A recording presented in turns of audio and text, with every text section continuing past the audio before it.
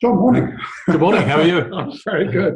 And thank you ever so much for being here. So you kindly accepted my invitation to come and open up what is a crazy, daft idea, but seems to have captured the imagination, which is this Marine Surveying International Fest.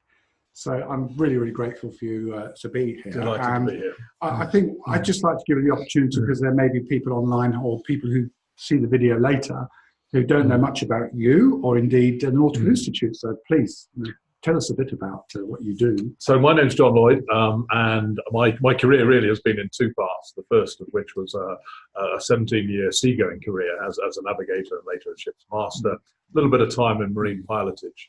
For the last 3 years, I've been working for the Nautical Institute, which is the professional body for people in control of ships. Ships masters, navigators, marine pilots. Their shore-based counterparts as well are an important part of our community, such as VTS operators, charterers, and so on. And you've got IIMS members who I know are also members of Nautical Institute. We have a great number who are members of both organisations, and I think that brings a great insight into their participation as well. We have about 7,000 members worldwide, and we're supported through a fabulous branch network which operates in different countries, mostly on a volunteer basis. So it's great that people are putting in the commitment to engaging with each other, but also their local professional community.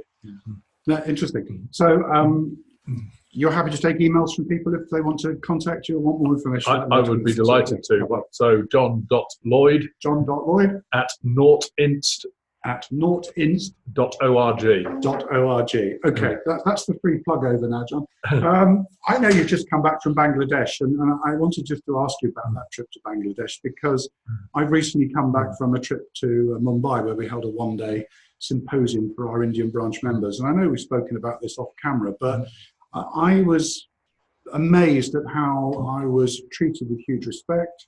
And I was also amazed at the massive loyalty from our Indian members towards the Institute. And I wondered if you had the same experience in Bangladesh. The Bangladesh experience was hugely positive for me. We have about 150 members there, and engaging with the branch members is really important. We have a branch in Dhaka and another in Chittagong. So I was able to meet with members in both of those locations. I was also at a seminar organised by the Maritime University.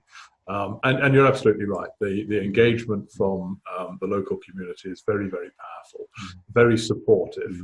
And also it was an opportunity during my visit for them to bring along other people who knew a little bit about the organisation but wanted to find out more.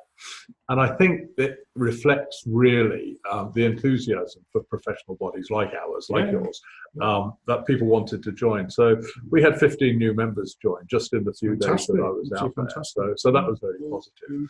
And I think for me, there's another important dimension, particularly in communities like India and Bangladesh, and that is not only the professional engagement, but also a sense of community and fellowship. I sense that very strongly in India. It was an absolute honour to, we had not only the Director General of the Indian Shipping, in other words, the Shipping Minister, Dr. Malini Shankar, who chose to grace us with her presence, which was amazing. But there were 3 senior surveyors there who are held up to be, the doyen of surveyors. And they were treated like gurus, is the right word I think to use. And that community where they come around to form this quite close-knit group, all knowing that they're all fighting, no doubt, for that next surveying job out in the real world. But there's that real feeling of strong community there. A strong community, and also a great sense of pride and professionalism. And I think that's really important. And what are the challenges at the moment facing seafarers and people in Bangladesh? Well, Bangladesh, of course, is a developing nation. It's got a strong commitment from the highest level of government to raise itself up in terms of its standing, in terms of looking after people and the welfare of the country. The blue economy is part of that story, so they're engaging very positively in maritime skills. They are quite competitive on the international market in terms of providing crews. So it's nice to see that. But they also have not a great deal of wealth to invest in infrastructure. There are huge opportunities for improvements in safety, where we see that in the ship dismantling yards, and also in the ferry sector and so on. So that's a lot of work that needs doing, and we're keen to support that wherever we can.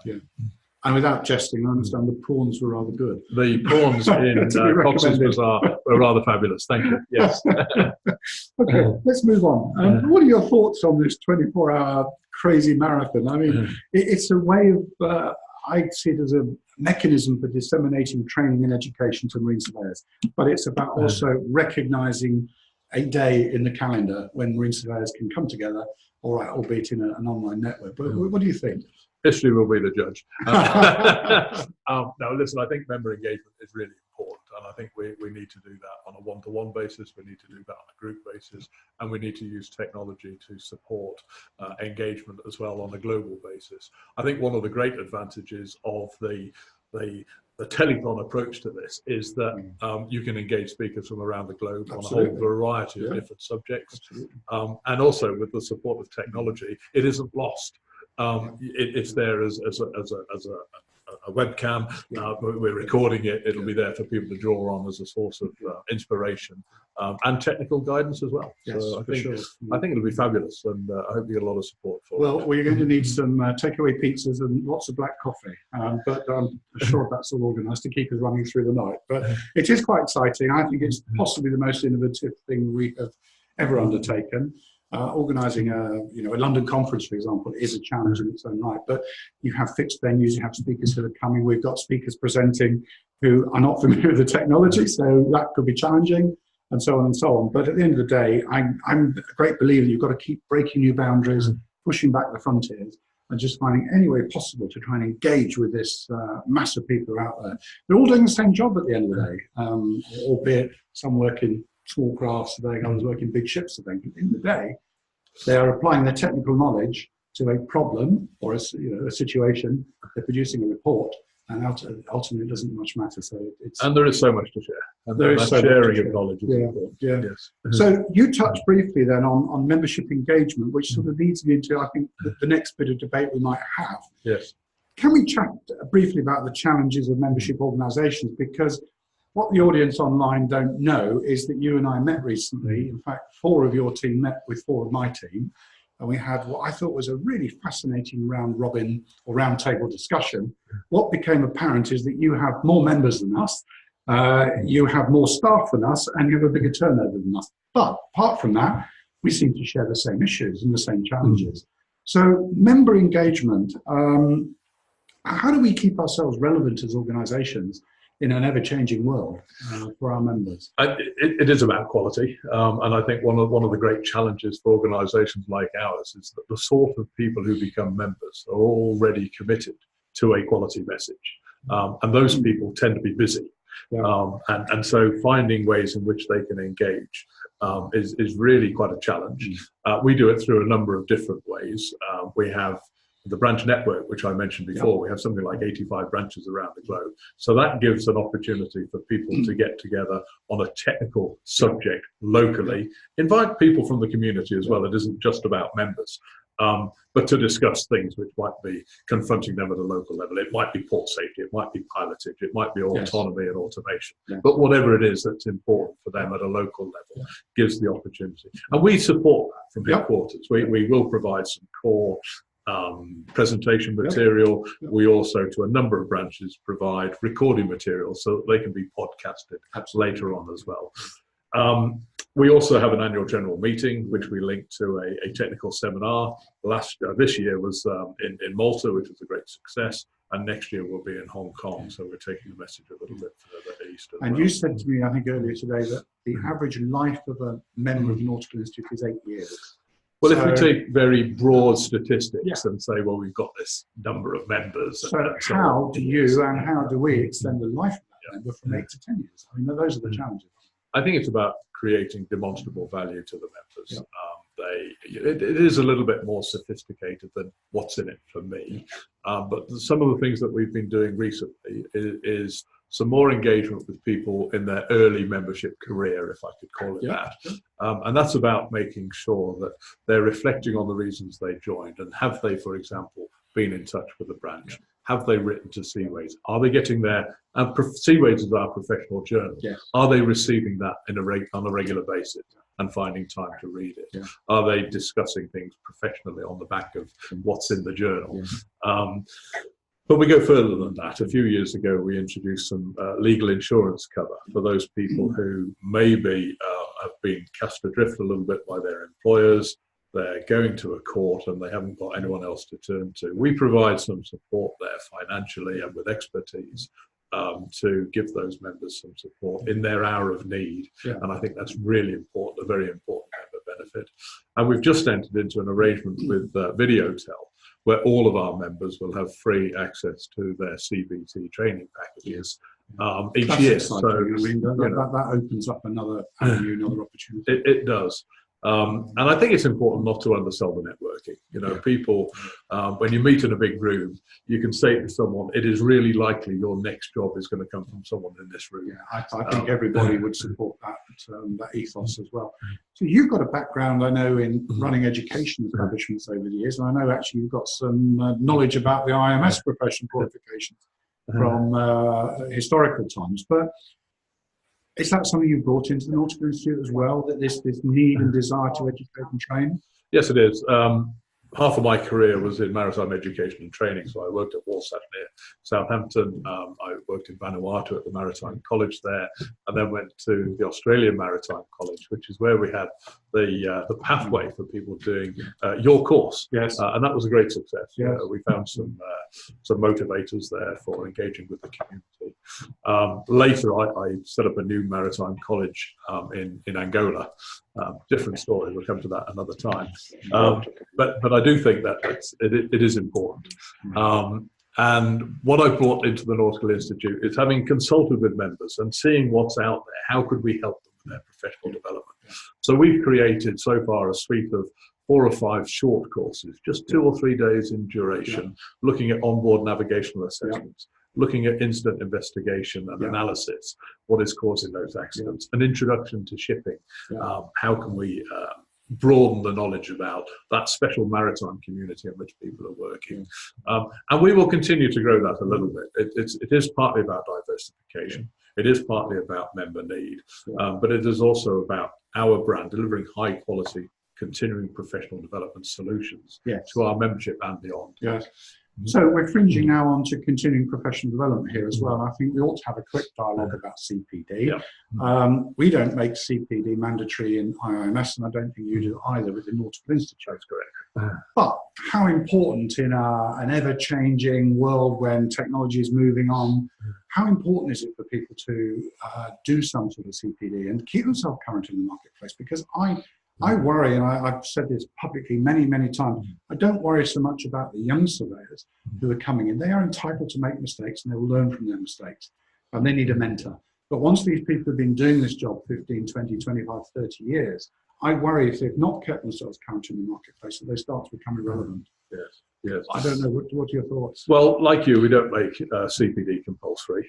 And I think there are a couple of reasons for that. The first of which is that many mariners are required to do continuing professional development, fresher training, revalidation of certificates anyway.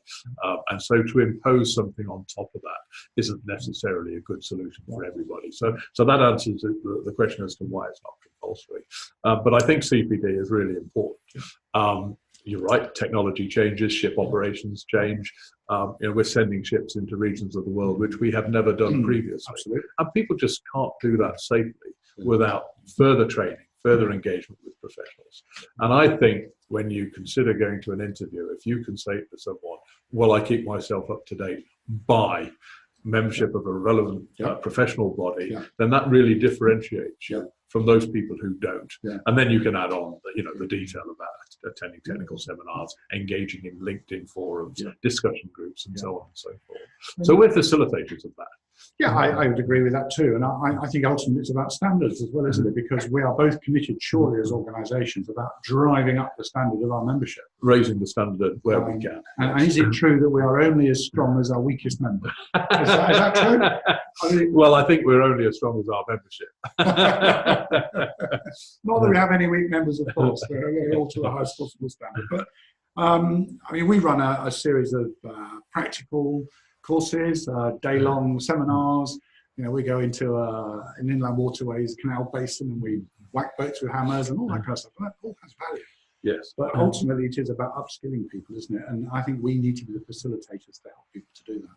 And that's one of the reasons why we've introduced the short courses, to give people very clearly identifiable courses. But also publishing. I mean, you have a big, I'm going to call it publishing empire, wrong word, but you have a big publishing operation. In addition to our monthly journal, we have technical books. Yeah. They're written by members, nearly all of them, for our membership and for the wider maritime community. And we'll see them in maritime colleges around the world. Yeah. We'll see them in onboard technical libraries. Those books, they're really focused on the practical issues that mariners face, and whether it's mentoring or specific skills such as navigating in ice, heavy weather bulk cargoes.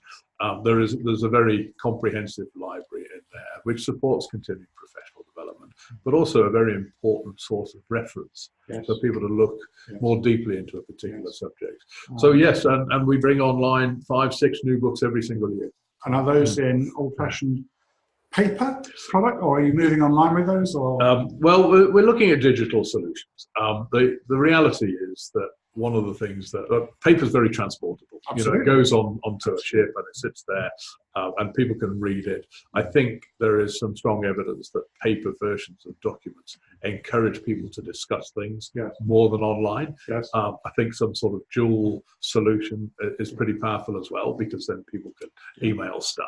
But combining that flexibility with the security around publications, of course, is a challenge. Yeah. So at the moment, we're dominated by hard copy, but our Navigator magazine, which is another journal we produce 3 times a year, and our monthly magazines, they're available in digital format as well. Yeah. Okay, well, we can help you with digitizing your books, John. Thank you.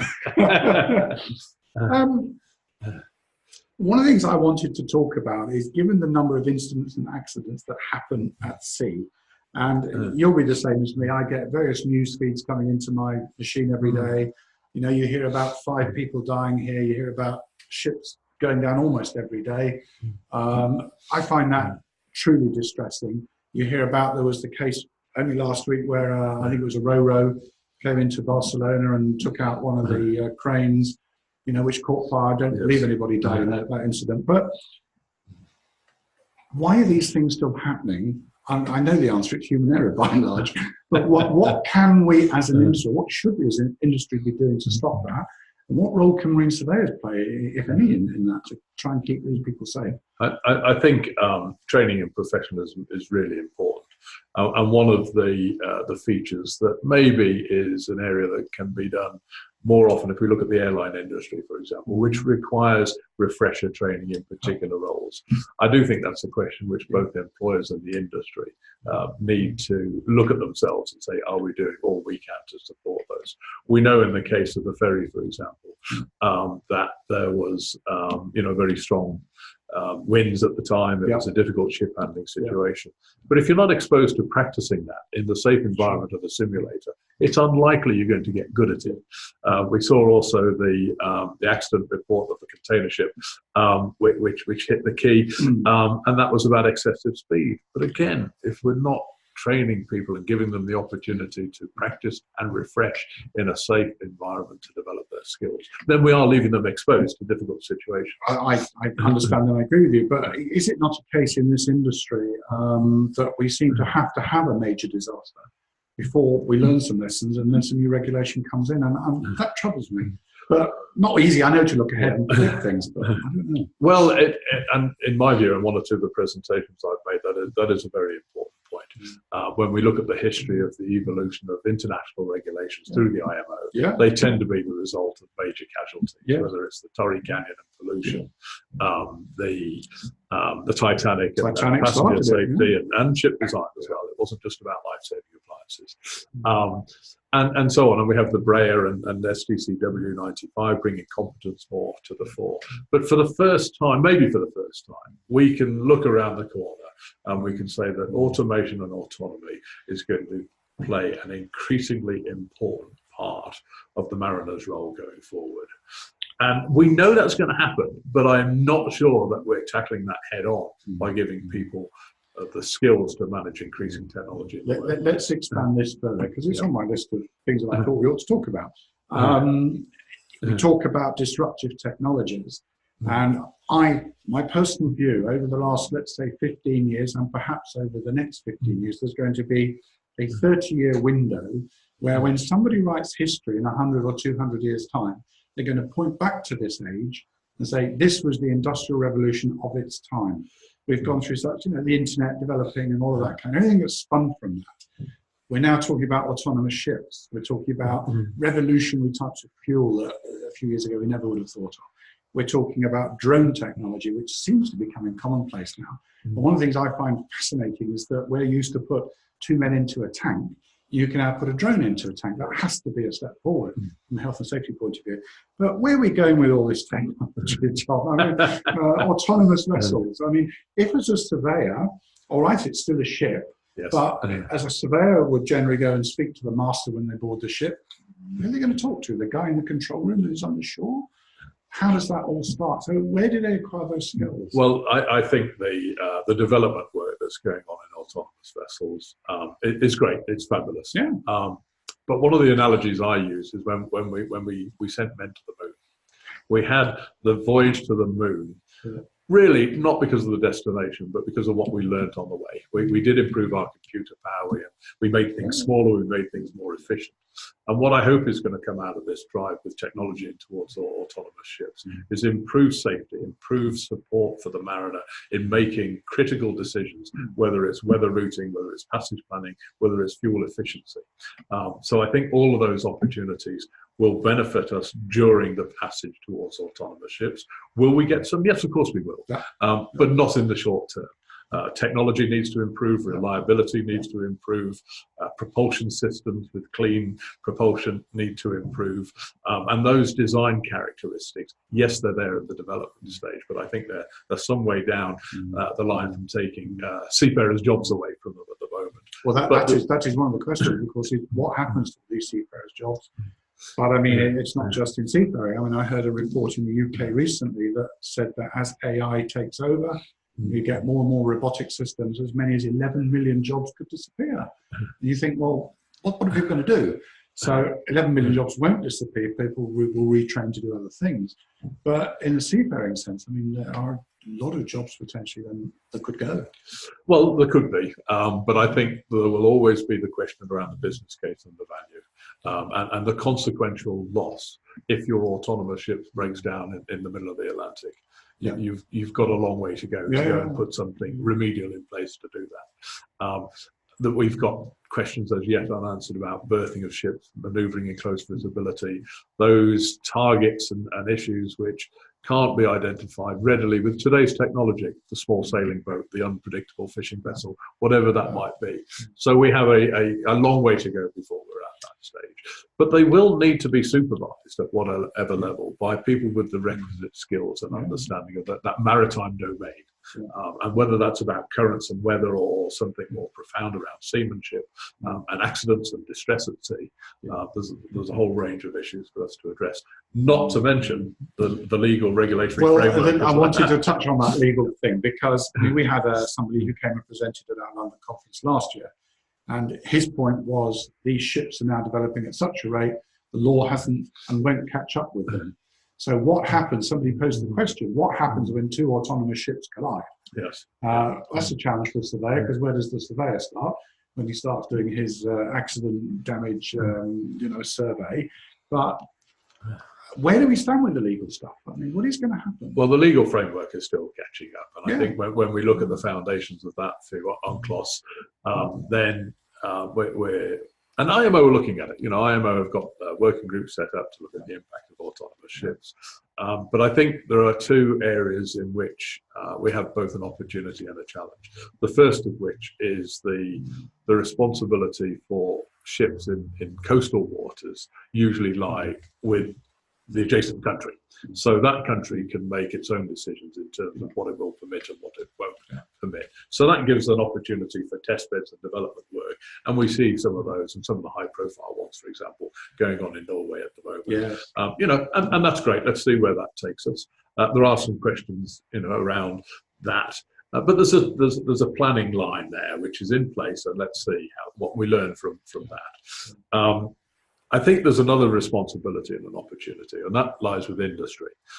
If we are in an environment in which formal regulations cannot keep pace, and we understand that is almost certainly the case, then it falls to industry to demonstrate that it is behaving in an ethical and reliable and responsible manner through codes of practice, through engagement, through international collaboration. And I do think that that is a great opportunity where we will engage positively with an equivalence type argument through responsible industry stakeholders.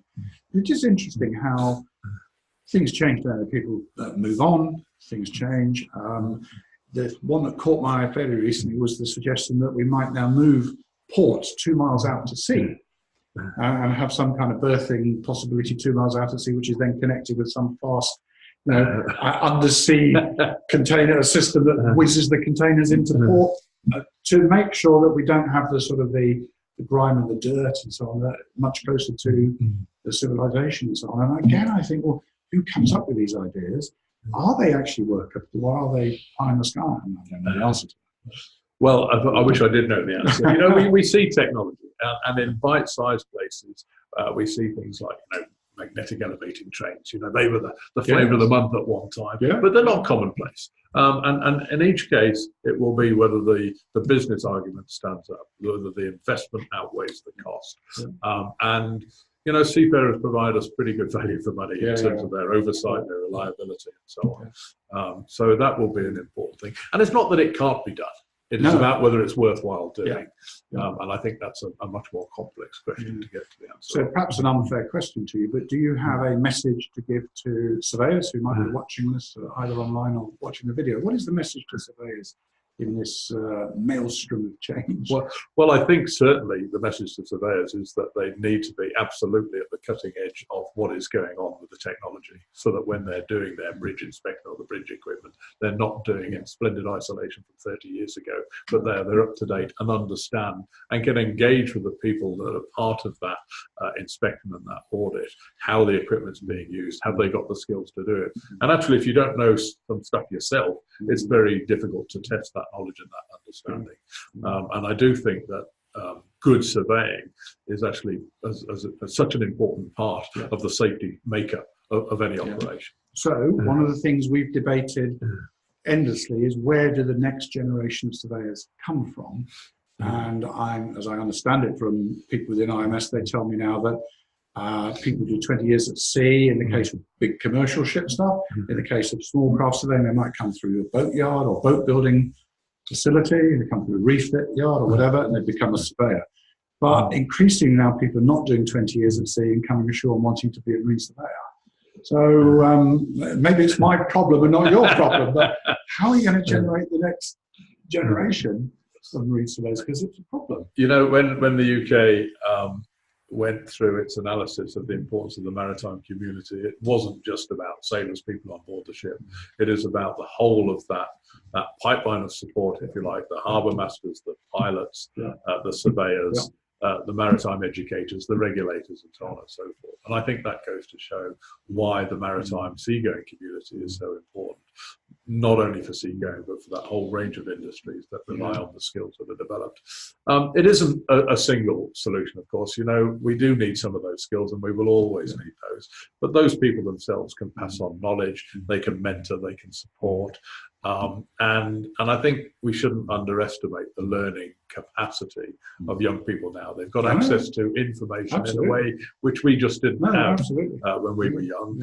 We need to make sure that they can exploit that and use it under professional applied mechanisms. So what price mentoring then? Mentoring is really important. And whether it's formal or informal, to have a go-to person who can provide you with some feedback, a sounding board, not a solution provider, but somebody who can help you reach the right decision. Somebody who's done it. Somebody who's done been the hard there, yards and understands, and they can provide technical guidance, but more they can be that sounding board to explore ideas. You don't have a formal mentoring scheme within Nautical Institute, and I don't think. We certainly don't. It's one of the things that we keep talking about, and maybe we just need to push on and put something in place. Yes, we have a book called Mentoring at Sea, the 10-minute challenge. It is about how we can encourage best practice. And I guess one of the reasons we don't, obviously there are the complexities of logistics of where people are and so on and seagoing. But the book is all about encouraging best practice and getting that philosophy of onboard training and support, and getting senior officers to engage with the junior officers with the crew. But mentoring can take place in so many different places. And of course, reverse mentoring. You know, the young navigator with the old ship's captain and the ectis. How can I help you with this? And, you know, it is a skill. And it's very important to people developing professionally. Talking about skills and your background in education, you're slightly off-piste a bit, actually. There was a LinkedIn discussion group very recently, and we were talking about the value of training, the value of education, how huge it is. Somebody popped up and made the point, that's all well and good, but the person who's delivering that education and training must have some skills as a teacher. Yes. What do you think about that? Well, we can all be great practitioners, but if we can't share that knowledge in an effective way, then it's to an extent there's a danger of it being wasted. I do think it's important, and there are a number of ways. You know, if you could be the greatest ship handler in the world, but if you don't understand issues around equality, if you don't understand issues of access, if you don't know what a fair assessment of somebody is, then you're not really going to be able to complete that support cycle of somebody in the learning environment. So yes, I think it's important. It might be around presentational skills, but it's also about personal values and so on. So yes, I do think we need that combination of people who have had professional experience and exposure, but also support for their own professional development in what is a new skill.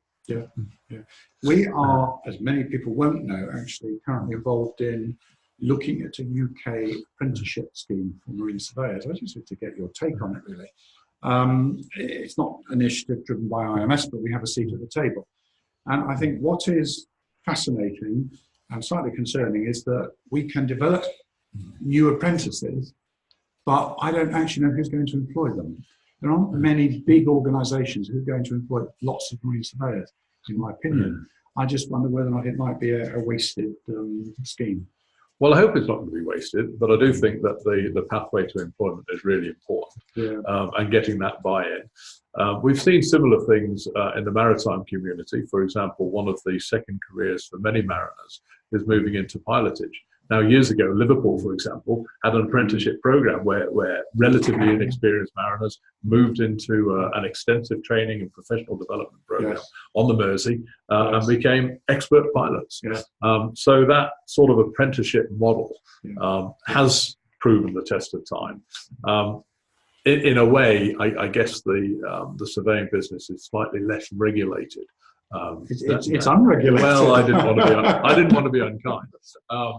The barrier to entry is far too low. Well, possibly, but I think that you know, that development work, that initiative with the apprenticeships, it absolutely needs to engage with the employers and how they will make sure that those apprentices have got the skills that they need in the workplace.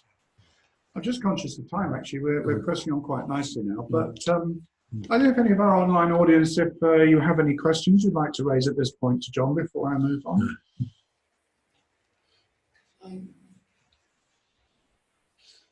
Okay, no questions thus far, in which case, John, I've got a couple more questions for you. We've touched on apprenticeship schemes. One of the things IIMS is starting to work on is a higher tier international standard for marine surveyors. It won't be mandatory, but it's come out as something that has been spoken about within the membership. Indeed, one or two other surveying organisations in the UK are quite keen to jump on board and help us. So we're right at the start. And I'd just be interested to get your reaction to an international standard of marine surveying, which would carry an exam with it, higher tier, how you would react to that. I guess, and I'm not a marine surveyor, and I'm not a member of your organisation, but I guess one of the observations is that the span of your surveying activities is so broad that employers and even people who are using a surveyor for a particular job need to be reassured that the individual has got the skills required for a particular activity. And it seems to me that if we can develop the right detail around that specialism, that additional tier, and be clear where it's focused at for the professional development and the customer, then it's a great opportunity. It's about proving competency. Now, how we define competency, we can debate for hours, and let's not do that. But it is about saying to the wider world, this person has achieved this standard, and that is deemed to be an internationally acceptable standard of surveying. Now, I know that standards of surveying vary all over the world, but fundamentally it's the same job. So I think it's entirely possible to create some kind of international framework that people can aspire to. And it's not really aimed at older surveyors who have their client base and just do their thing and they're happy with it. It's aimed at the guys who are making their way in this profession, who want to show to the wider world that they are competent. I think that's right, and I think there are some examples already in the oil sector in particular where particular inspectors are approved against some criteria and some experience, and I think it's not only about the technical competence which is involved there, but it's also about making sure the community is aware that this qualification, this experience, this measure is in place. And that you can identify people who've been through that extra hoop of their own personal professional development, so to be better at their job. Yeah, we never stop learning. I mean, I don't stop learning. Every day I'm learning something new. And I think that's probably the attitude you have to have, especially in this business, which I find incredibly technical. I can't understand who on earth would want to be a marine surveyor. You think yourself at the open of being sued. But it really is the coalface of maritime safety. We mentioned it before. People who are going on, people who are responsible for checking the condition of ships and their safety to go to sea, the watertight integrity, whether it's hatch covers, the safety of machinery, and so on. I absolutely take my hat off to the work surveyors do, because I think it is an extraordinary job. And part of the challenge, I am sure, for them is that you can't be specialist in everything.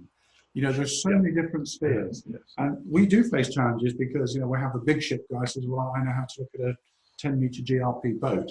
I'm never sure that you can have that sheer range. So my feeling has always been that as a surveyor, you probably do need to specialise.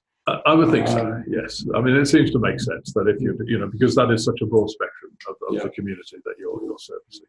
And of course, we always say you don't know what you don't know until you're in a situation when you find out you don't know what you don't know. Well, and there's a client there who really wants to have some assurance that they're getting the level of expertise they need to do that survey professionally, properly, and report on it effectively. I've just got a last question, actually, really, or last thing we might have a chat about. And that's really just about apps. And I know you are... I don't know if you've launched your new website now, but I was fascinated to hear you were spending quite a lot of money developing it. So the reason for launching it, I mean, just a new look or new functionality? Well, it is mostly about a new functionality. Our website, and it's still the one we're using at the moment, is, shall we say, of its time. It's effective, but I think people have got higher expectations with improvements in technology, improvements in website design, and so on. Mobile devices are used much more frequently, and our software and our website needs to reflect that. And we see it also as an opportunity for more member engagement, where we can get questions, use LinkedIn groups more effectively, those discussion forums, whether it's Facebook or whatever it might be. And with a clunky website, that's more difficult. So we are indeed. I mentioned already that our publications are available on apps, and that's part of the member engagement, keeping our members engaged.